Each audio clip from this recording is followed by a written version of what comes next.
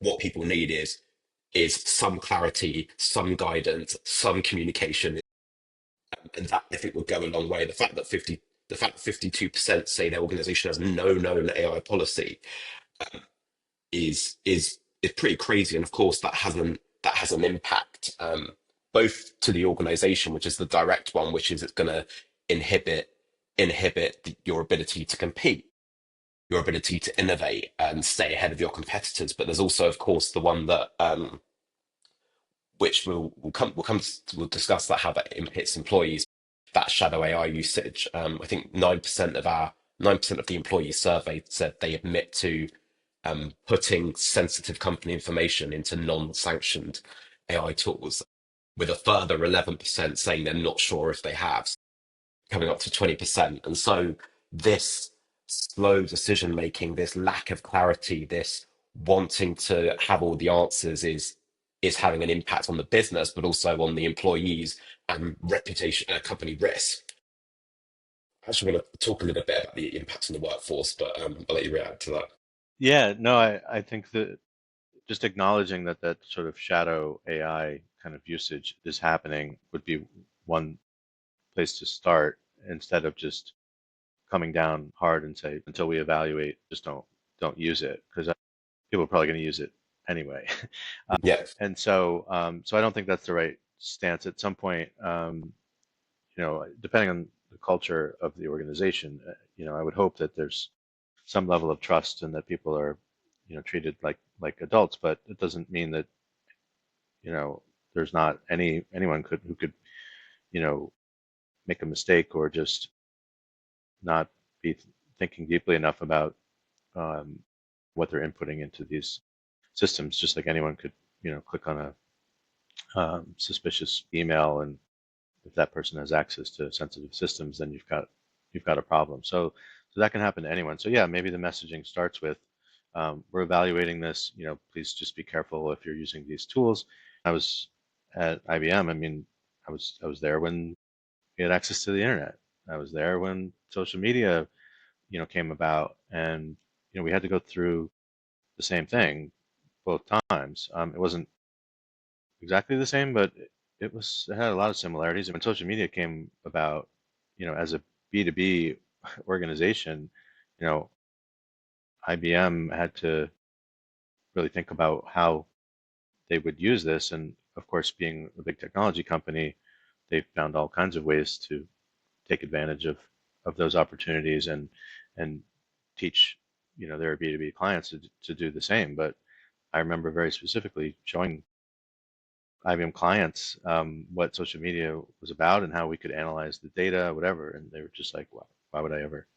I'm a B2B company. Why would I ever care what people say about, what they have for breakfast and like stupid things like that they saw on Twitter? And it's okay. Well, you'll see how this evolves. But I just think that there have been other instances and other sort of transformations where we've had to um, put some policies together like this to understand that we are part of an ecosystem, and there's a need to transmit information um, to others, and this is the way that we can do it um, in a safe and secure way, and we crowdsourced some of those policies to make sure that people were going to adhere to them, and that they were involved in the process. And I think that's something that I think there's lessons there for folks who are still waiting to put policies together. yeah. When you kind of play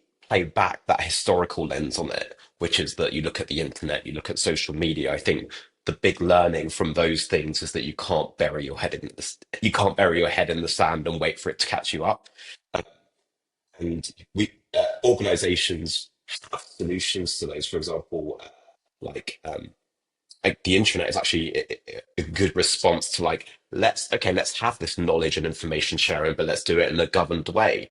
And you also saw some of that with like, of course, external social media policies, but also the kind of growth of internal social communities and networks and things like this. So we're seeing like governed social usage, and so that would then imply that the same thing, to get ahead of the game. We've seen this blueprint. Let's apply it so that we have governed AI. And there are, of course, there are always still things that go wrong, like with things shared on the internet or social media, but it's the governance in it that reduces risks and puts in place some support for employees, because I think there are, the moment as we speak, there are unintended consequences happening in large workforces that organizations aren't even aware of. Um, my actual my favorite thing that I found out from the research was the impact on like the workforce generally, which is that there's been like a, I termed it like a schism in the workforce. Um, you've got these we spoke about them as like super employees earlier, but essentially the way I think about it is you've got almost a third of employees that are in this fast lane, that are people like me who are like researching what's just been released in Claude and then ChatGPT, DeepSeek, who's competing with each other, the AI right away, who are kind of like researching the latest and greatest AI technology and thinking about how it can be applied, experimenting with it, versus contrasting with another third of employees that are in the slow lane, as it were, who um, may have used AI but haven't used it at work. Or I think you've got 1 in 10 employees saying they will not use AI at work until they're specifically told by leaders how and when to use it. And so it's like it's a schism in the sense that it's contrasting. You've got these like fast lane people storming ahead, and then you've got those resistant in the slow lane, and that's not great for anyone because these people are working side by side, um, and I guess it creates like a bit of a productivity disparity as well. You don't really know how people are getting work done. Sometimes people have the same job descriptions doing it completely different ways.